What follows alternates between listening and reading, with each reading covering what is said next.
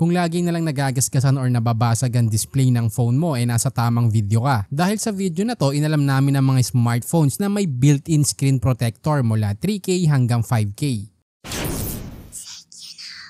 Una ang Oppo A3X. May 6.67-inch HD Plus IPS LCD, 264 ppi, 90Hz refresh rate, 1000 nits, IP54 rating at Panda Glass para sa screen protection. Naka Snapdragon 6S Gen 1, Android 14, 4GB RAM, 64GB storage at expandable up to 1TB. May 8MP main camera, 1080p video recording at 5MP front camera. May side-mounted fingerprint scanner, 5100 mAh battery at 45 watts charger. May SRP na 5,199 pesos. Ang susunod naman ay ang Realme Note 60. May 6.74-inch HD Plus IPS LCD, 260 ppi, 90Hz refresh rate, 560 nits, IP64 rating at reinforced glass para sa screen protection. Naka-Unisoc T612, Android 14, 4GB RAM, 64GB storage at expandable hanggang 1TB. May 32MP main camera, 1080p video recording at 5MP front camera. May side-mounted fingerprint scanner, 5,000